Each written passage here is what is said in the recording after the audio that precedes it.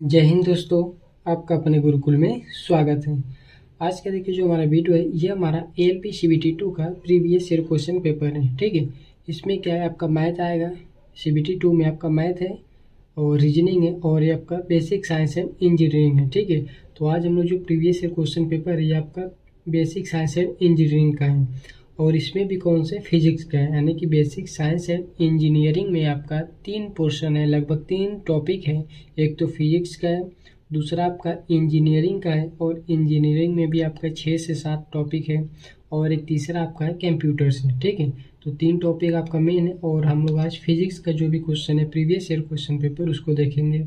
और ये पेपर हुआ था आपका 21 जनवरी 2019 को जो पेपर हुआ था शिफ्ट नंबर 1 का, ये वहाँ से हम लोग उस वहाँ का क्वेश्चन। ठीक है, तो देखिए जो हमारा पहला क्वेश्चन है, विद्युत धारा को किसका प्रवाह माना जाता है। तो विद्युत धारा को धनात्मक आवेश का प्रवाह माना जाता है। ठीक है, यानी कि ऑप्शन नंबर पहला जो हमारा करेक्ट आंसर होगा। धारा I बराबर होता है हमारा Q बटे T, यानी कि आवेश बटा समय। Q बराबर I इंटू टी। ठीक है, विद्युत धारा का जो प्रवाह होता है वह उच्च विभव से निम्न विभव की ओर होता है। विद्युत धारा का प्रवाह उच्च विभव से निम्न विभव की ओर होता है। ऋण आवेश यानी कि क्या, इलेक्ट्रॉन। ठीक है, इलेक्ट्रॉन का जो प्रवाह है धारा की दिशा के विपरीत दिशा में होता है। इसको याद रखेंगे कि इलेक्ट्रॉन का प्रवाह धारा की दिशा के विपरीत दिशा में होता है और विद्युत धारा का प्रवाह उच्च विभव से निम्न विभव की ओर होता है। धारा का प्रवाह मुक्त इलेक्ट्रॉनों के कारण होता है। धारा का प्रवाह किसके कारण होता है, तो मुक्त इलेक्ट्रॉनों के कारण होता है। विद्युत धारा हमेशा निम्न प्रतिरोध का मार्ग चुनती है। ठीक है, विद्युत धारा का वेग प्रकाश के वेग यानी कि 3 × 10⁸ मीटर प्रति सेकेंड के समान होता है। ठीक है, तो ये हमारा पहला क्वेश्चन था और इसमें जो भी हमको इम्पोर्टेंट लगा वो आपको हमने बता दिया। तो चलिए दूसरा क्वेश्चन देखते हैं कि वैद्युत प्रतिरोधकता की SI इकाई है। वैद्युत प्रतिरोधकता की SI इकाई क्या है, तो टेस्ला, ओम मीटर, एम्पियर मीटर या वोल्ट मीटर। तो क्या आंसर होगा, ओम इंटू मीटर, ये हमारा वैद्युत प्रतिरोधकता की SI इकाई। ठीक है, देखिए विद्युत चालकता जो होती है उसका मात्रक देख लेते हैं हम लोग कि विद्युत चालकता का मात्रक होता है सीमेंस। प्रतिरोध का मात्रक क्या होता है, ओम होता है। विद्युत धारिता का मात्रक फैराड होता है। ठीक है, और विद्युत प्रेरण का मात्रक हेनरी, लास्ट है आवेश का मात्रक कूलाम।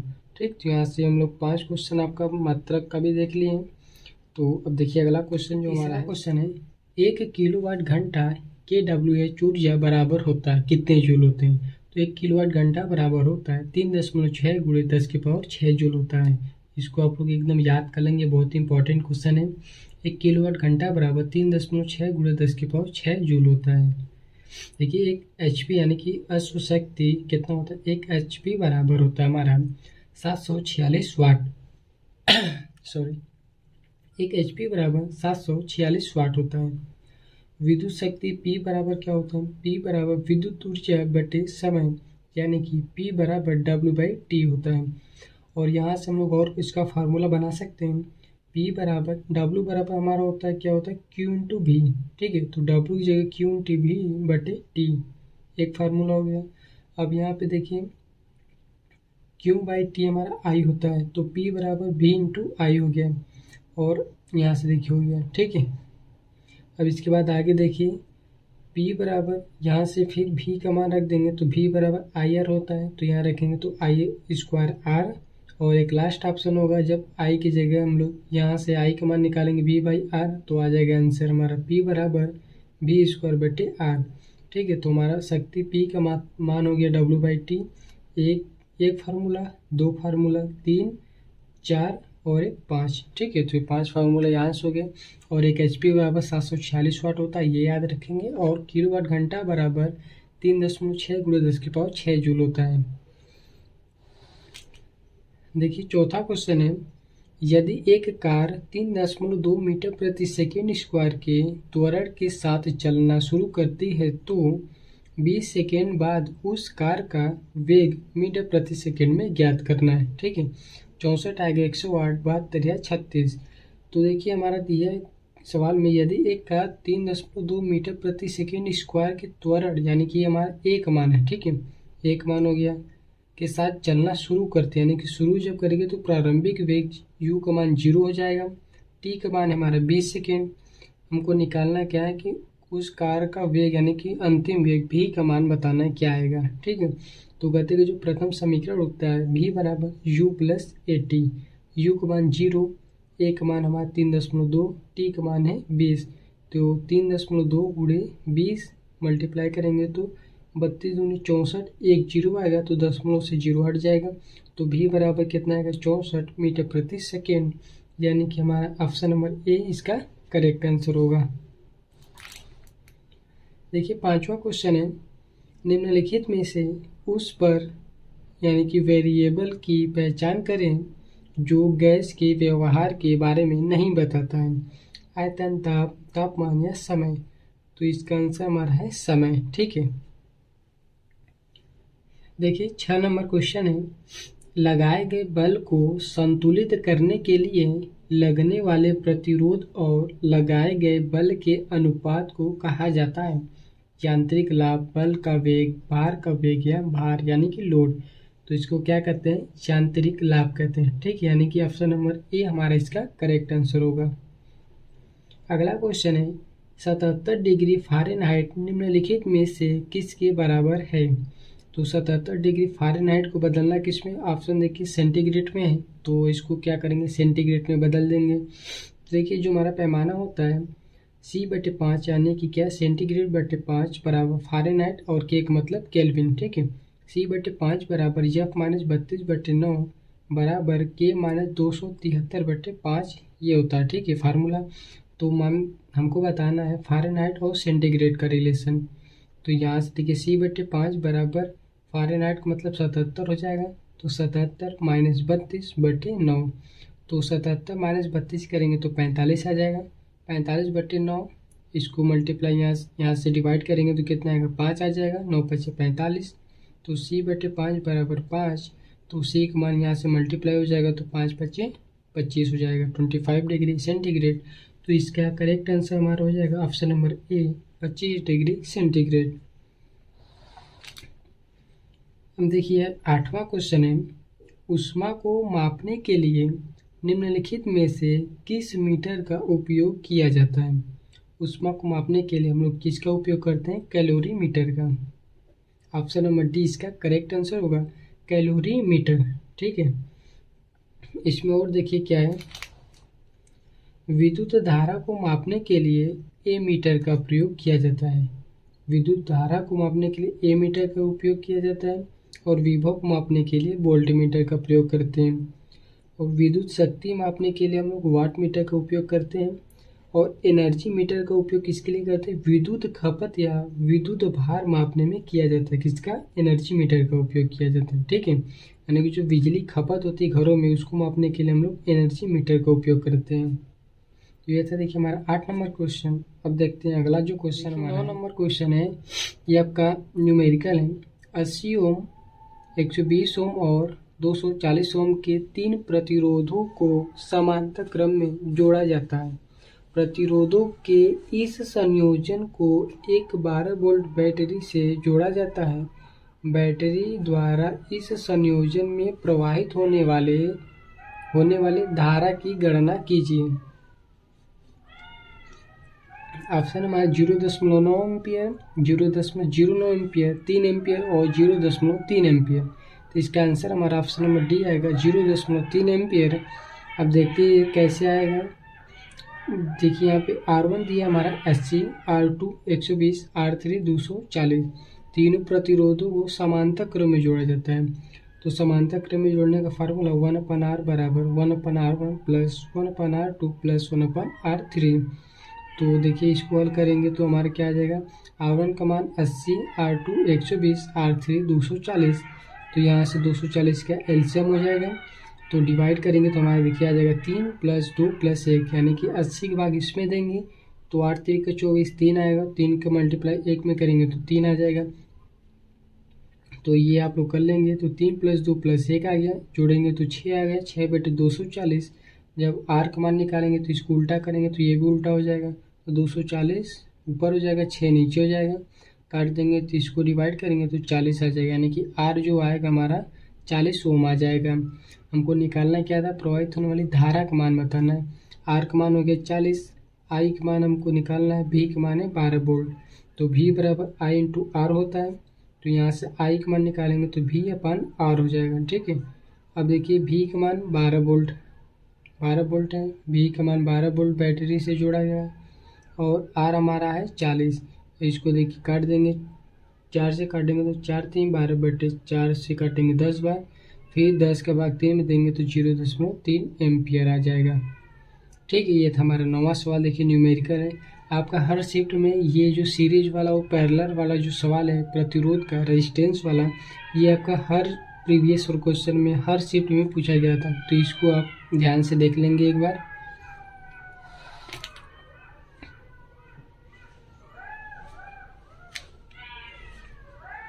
देखिए 10 नंबर क्वेश्चन है, किसी विद्युत धारा के सतत एवं बंद मार्ग को क्या कहा जाता है?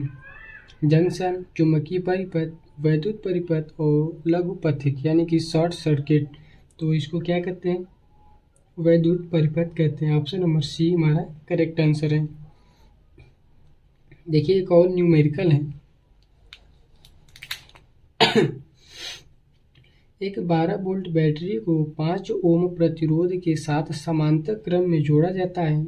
इस बैटरी द्वारा प्रदान की जाने वाली धारा ज्ञात कीजिए। Option number 2 ampere, 2.8 ampere, 1.5 ampere और 2.4 एम्पियर है। बहुत ही सिंपल सवाल है, हमको दिए बी का मान है 12 वोल्ट, आर का मान है 5, आई निकालना है। बी बराबर आई इंटू आर, तो आई का मान निकालेंगे तो बी अपान आर हो जाएगा। तो आई बराबर भी की जगह 12 हमको दिया है 12, आर है 5, 12 बट्टे 5 डिवाइड कर देंगे 2.4, यानी कि ऑप्शन नंबर डी 2.4 एम्पियर इसका करेक्ट आंसर होगा। देखिए 12 नंबर क्वेश्चन है, एक 100 ग्राम वजन की गेंद 70 मीटर ऊंचे भवन के शीर्ष पर रखी गई है। गेंद की स्थितिज ऊर्जा ज्ञात कीजिए। दिया है हमको जी का मान 10 मीटर प्रति सेकेंड स्क्वायर लेना है, ठीक है। तो देखिए 100 ग्राम है, तो यानी कि एम का मान, द्रव्यमान हमको 100 ग्राम दिया है, तो ग्राम है तो किलोग्राम बदलेंगे, 1000 से डिवाइड कर देंगे तो हमारा कितना आ जाएगा 0.1 kg, यानी कि 0.1 किलोग्राम आ जाएगा। एच का मान हमको दिया है कितना 70 मीटर ऊंचे भवन, यानी कि एच का मान है 70 मीटर, जी का मान है 10 मीटर प्रति सेकेंड स्क्वायर यहाँ से, और हमको स्थिति ऊर्जा निकालना है, यानी कि पी का मान निकालना है। तो पी बराबर होता है एम जी एच, ठीक है। एम का मान कितना है 0.1, जी का मान है 10, एच का मान है 70, तो मल्टीप्लाई करेंगे तो 70 में 10 का मल्टीप्लाई करेंगे 700 आ जाएगा, 700 में 10.1 का गुणा करेंगे तो हमारा कितना आ जाएगा 70 आ जाएगा। तो 70 जूल हमारा इसका करेक्ट आंसर होगा, यानी कि ऑप्शन नंबर बी जो हमारा इसका राइट आंसर है, ठीक है।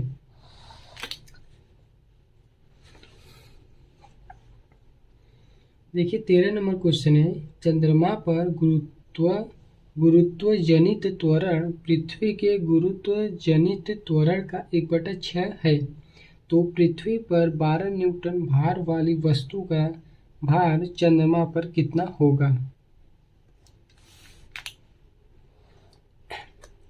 ठीक है, तो देखिए ये आपको फार्मूला ये आप याद रखेंगे कि चंद्रमा पर वस्तु का जो भार होता है वह पृथ्वी पर वस्तु के भार का 1/6 होता है, ठीक है।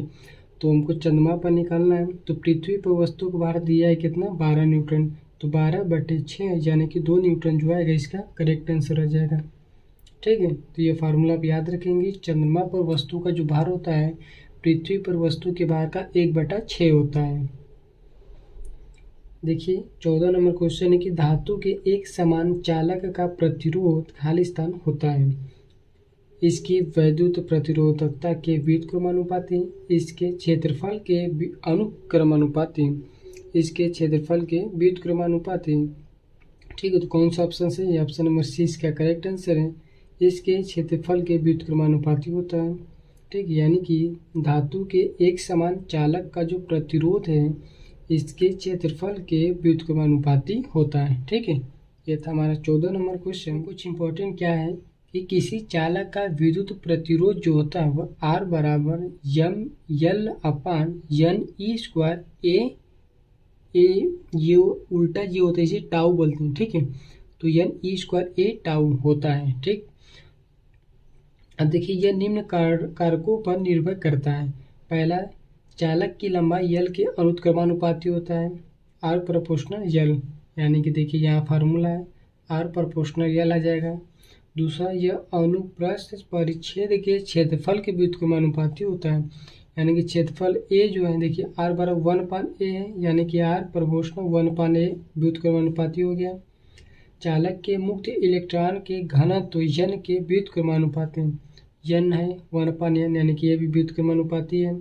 मुक्त इलेक्ट्रॉन के श्रांतिक काल टाउ के व्युत्क्रमानुपाती, टाउ नीचे 1/टाउ, तो आर प्रोपोर्शनल 1/टाउ, ठीक है। ये था हमारा आर किस पर निर्भर करता है, ये आप याद रखेंगे कि लंबाई के अनुत्क्रमानुपाती होता है, क्षेत्रफल और मुक्त इलेक्ट्रॉनों के व्युत्क्रमानुपाती होता है। देखिए 15 नंबर क्वेश्चन है कि निम्नलिखित में से उस पदार्थ की पहचान करें जिसकी विशिष्ट ऊष्माधारिता उच्चतम होती है। बर्फ, पानी, एल्यूमिनियम और केरोसिन। तो इसका आंसर है पानी, ठीक है। जिसकी विशिष्ट ऊष्माधारिता उच्चतम होती है तो कौन सी होती है, किसकी, पानी की। देखिए जल की जो विशिष्ट ऊष्माधारिता है वह 4200 जूल के जी के इनवर्स यानी कि केल्विन इनवर्स होता है, ठीक है। और बर्फ की विशिष्ट ऊष्माधारिता कितना 2100 है, और जल की है 4200, सबसे ज़्यादा जल का है, ठीक है। एल्यूमिनियम की विशिष्ट ऊष्माधारिता कितना है 880।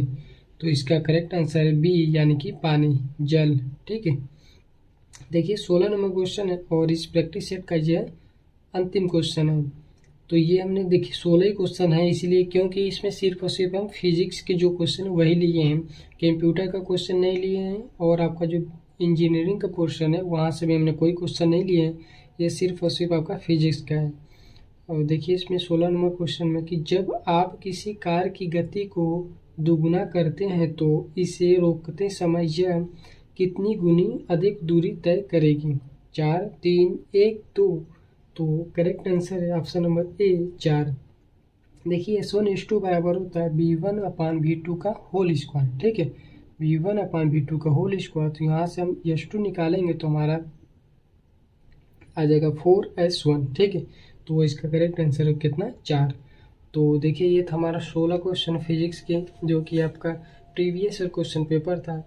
तो आई होप कि आशा करते हैं आप लोगों को ये वीडियो अच्छा लगा हो। यदि वीडियो पसंद आए, क्वेश्चन आप लोगों को समझ में आया होगा, किस तरह के क्वेश्चन, किस लेवल के question previous year question paper आते हैं, तो आई होप कि वीडियो अच्छा लगा हो। यदि वीडियो पसंद आए तो कृपया वीडियो को लाइक करें, चैनल को हमारे सब्सक्राइब करें और अपने दोस्तों को भी ये वीडियो शेयर करें। Thank you.